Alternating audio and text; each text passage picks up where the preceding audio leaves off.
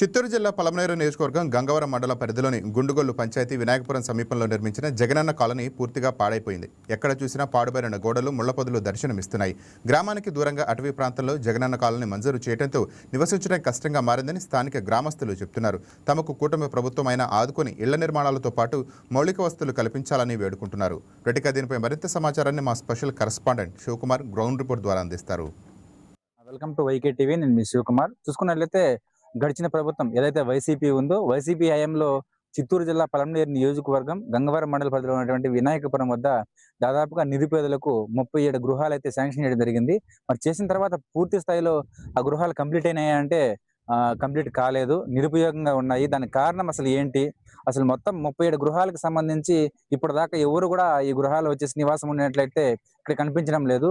పూర్తిగా అయితే గృహాలన్నీ కూడా పాడిపడిపోవడం కానీ, ఇక్కడ జన నివాసానికి అవకాశం లేని విధంగా అయితే ఇక్కడ నిర్మాణం చేపట్టడం జరిగింది. మరి దీనికి వెనకాలకు సంబంధించి పూర్తి స్థాయిలో ఓన్లీ బిల్లుల కోసమే దీన్ని ఏర్పాటు చేశారా, లేకపోతే నిరుపేదలకు ఉపయోగకరంగా ఏర్పాటు చేశారా, అనేక అంశాలపైన కూడా మనతో మాట్లాడడానికి ఇక్కడ వినాయకపురం ప్రజలు కూడా రావడం జరిగింది.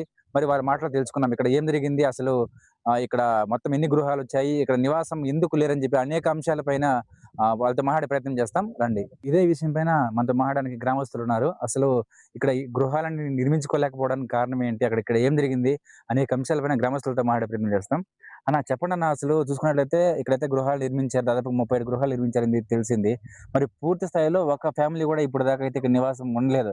అసలు ఇక్కడ ఏం జరిగింది, అసలు ఈ గృహాలకు సంబంధించి ఎందుకు ఈ విధంగా వదిలేశారు? అందరికీ నమస్కారం. గంగవరం మండలం గుండుగల్లి పంచాయతీ గంగాపురం గ్రామంలో ఎస్సీ కమ్యూనిటీకి చెందిన ఇక్కడ చాలా మందికి 37 మంది లబ్ధిదారులకి గత ప్రభుత్వం వైఎస్ఆర్సీపీ ప్రభుత్వం 37 మందికి ఈ గృహాలు మంజూరు చేయడం జరిగింది జగనన్న కాలనీలో. ఈ జగనన్న కాలనీ అనే ఒక స్కీమ్ రాష్ట్రంలోనే పేదలకి ఇల్లిచ్చి, పేదలకి ఉండడానికి గూడునిచ్చి, వాళ్ళని కాపాడాలి అనే ఒక ఉద్దేశంతో హంగు ఆర్భాటాలతో పేపర్లలో, సోషల్ మీడియాలో, యూట్యూబ్ ఛానళ్లలో, తన సొంత ఛానళ్లలో చాలా వరకు ఊదరగొట్టుకున్నారు.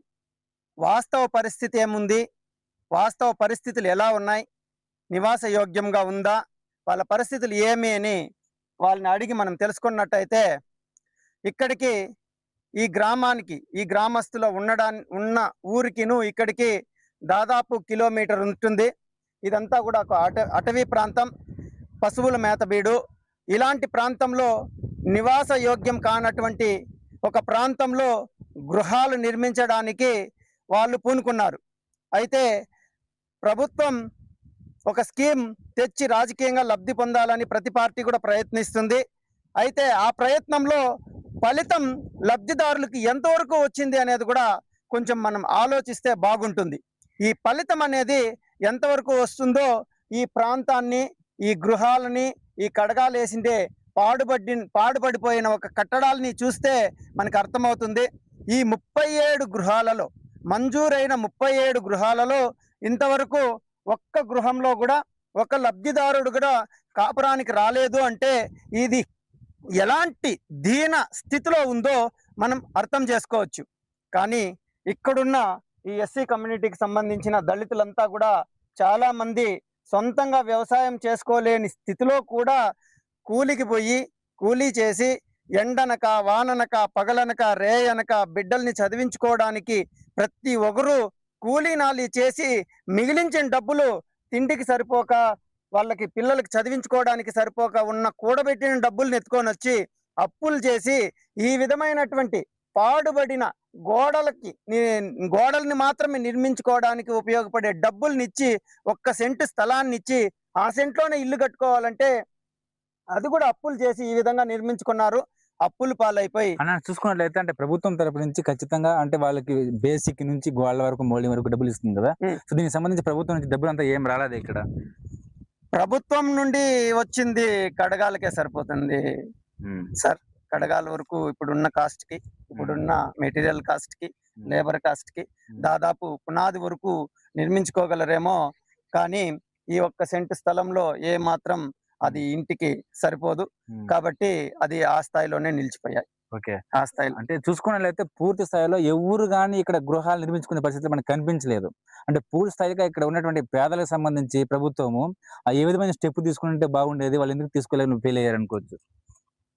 ఏ విధమైన స్టెప్ తీసుకోవడం అంటే, ఈ హంగు ఆర్భాటాలకి ఇచ్చే ఒక డబ్బుల్ని ఇక్కడ ఒక వీధులు వేయడము, హ్మ్. డ్రైనేజీ నిర్మించడము, హ్మ్. బస్ సౌకర్యం కల్పించడము, ఒక లైటింగ్ సిస్టమ్ కల్పించడము, హ్మ్. ఈ విధమైనటువంటి మౌలిక సదుపాయాలు, ప్రాథమిక సదుపాయాలు కల్పించి ఉన్నట్టయితే ఇక్కడ ఉండడానికి కూడా నివాస యోగ్యానికి నివాసం ఉండడానికి యోగ్యం ఉండేది.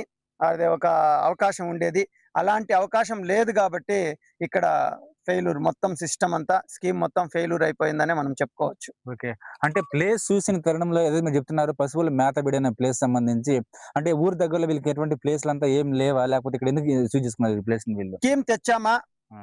ఇచ్చామా, అడ్వర్టైజ్మెంట్ చేసుకున్నామా, రాజకీయ లబ్ధి పొందామా, హ్మ్. ఈ విధంగా ఉంది గానీ, ఒక లబ్ధిదారుడు ఇప్పుడు ఈయనకి గూడా ఒక ఇల్లొచ్చింది. హ్మ్. లబ్ధిదారుడున్నాడు.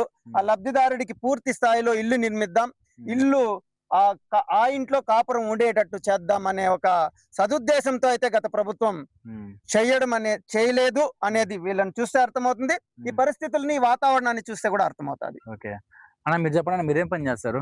కూలి పని చేస్తా. కూలి పని చేస్తారు. మీకు ఇక్కడ ఇల్లు వచ్చిందా? వచ్చింది. ఓకే. మరి ఎందుకు నిర్మించుకోలేకపోయినారు పూర్తిగా? అదే డబ్బులు ప్రాబ్లమ్ నుంచి నిర్మించుకున్నాం.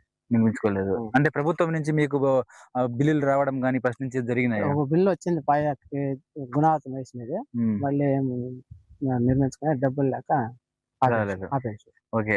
అంటే ఇక్కడ జన నివాసాలు ఉండడానికి అనుగుణంగా ఉందనుకోవచ్చా? ఈ ప్లేస్ కరెక్ట్‌గా ఇల్లు కట్టుకోవడానికి సరిపోతుందనుకోవచ్చా? ఇది కొంచెం ఊరికి దూరం ఉండాది. దగ్గర ఉండింటే బాగుంటాండే. ఆ! ఊరికి దగ్గర ఇచ్చింటే అనుకూలంగా ఉంటాండే. ఓకే. కానీ ఊరికి దూరం ఉంది కాబట్టి వచ్చి పోయేదానికి కొంచెం కష్టం. కష్టంగా ఉంది. హ్మ్. హ్మ్.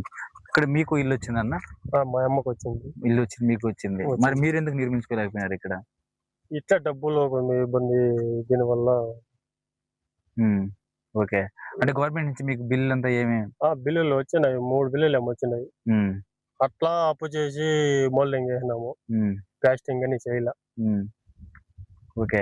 అంటే ఇక్కడిచ్చిన 37కి సంబంధించి 37 మంది కూడా ఖచ్చితంగా కూలి పని చేసుకునేవాళ్ళేనా? అంతా కూలి చేసుకునేవాళ్ళు. అంతా కూలి పని అంతా చేసుకునేవాళ్ళు. కూలి చేసుకునే సేద్యం చేసేవాళ్ళు ఎవరు గాని లేరు. అంతా కూలి చేసేవాళ్ళు. హ్మ్. అంటే ఇక్కడ ఖచ్చితంగా మొత్తం మంచి ప్లేస్ ఇచ్చి మీకు రోడ్లు గాని, డ్రైనేజ్ గాని ఏసింటే అందరికి బాగా ఉపయోగపడేది. ఏమైనా కొంచెము ఊరు పక్కల ఇచ్చినంటే కొంచెము సౌకర్యాలు అన్ని కరెక్ట్ గానే బాగానే ఉండే. హ్మ్. ఇంత దూరం ఇచ్చేయనాక కొంచెం ఇబ్బందే. హ్మ్. ప్రతి ఒక్కదానికి ఇబ్బందే. ఓకే. మనం ఇప్పటిదాకా వాళ్ళ మాటలు మనం చూసాం. ఎందుకంటే ఏదైతే పేదలకు సంబంధించి ప్రభుత్వం నుంచి రావాల్సినటువంటి అన్ని సౌకర్యాలు గూడా ఉపయోగకరంగా ఉన్న ప్లేసుల్లో ఇచ్చుంటే బాగుండేదని జెప్పేసి గూడా వాళ్ళు చెప్పడం జరుగుతుంది. ఎందుకంటే ఈ గ్రామానికి దూరంగా అటవీ ప్రాంతంలో ఏదైతే జగనన్న కాలనీని మంజూరు చేశారో ఇది నివాసాలకి కరెక్ట్ ప్లేస్ కాదని చెప్పి చెప్పడం జరుగుతుంది.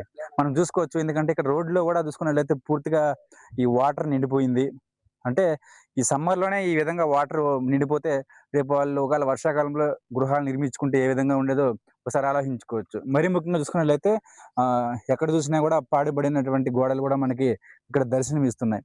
అంటే ఒక ప్రభుత్వం తీసుకున్నటువంటి ఒక సంక్షేమ పథకాన్ని పూర్తి స్థాయిలో ఇంప్లిమెంటేషన్ చేసుంటే ఖచ్చితంగా ఇది పేదలకు ఉపయోగపడేగా ఉండేది. బట్ కాకపోతే చిన్న చిన్న మిస్టేక్స్ వల్ల అంటే ఏదైతే తీసుకున్నటువంటి దీనివల్ల లబ్ధిదారులు పూర్తిగా ఇక్కడ నివాసానికి ఉపయోగకరంగా లేకున్నా గూడా ఇక్కడ ఇండ్లయితే మనకి దర్శనమిస్తున్నాయి.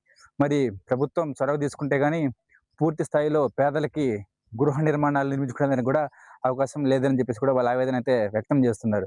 మరి మరీ ముఖ్యంగా చూసుకున్నట్లయితే ఇక్కడ ఉన్నటువంటి సౌకర్యాలు, మౌలిక వసతులు గూడా పేదలకు ఉపయోగపడే రకంగా లేవని జెప్పేసి గూడా వాళ్ళ ఆవేదన అయితే వ్యక్తం చేస్తున్నారు. మరి ఈ ప్రభుత్వమైనా స్పందించి తమకు మంచి గృహాలు నిర్మించాలని జెప్పేసి గూడా వారు వైకే టీవీతో వాళ్ళ ఆవేదన అయితే చెప్పడం జరిగింది. మరి ప్రభుత్వం ఎటువంటి చర్యలు తీసుకుంటుందో చూడాల్సి ఉంది. కెమెరామ్యాన్ సీనుతో Shivakumar, YK TV, Chittoor district.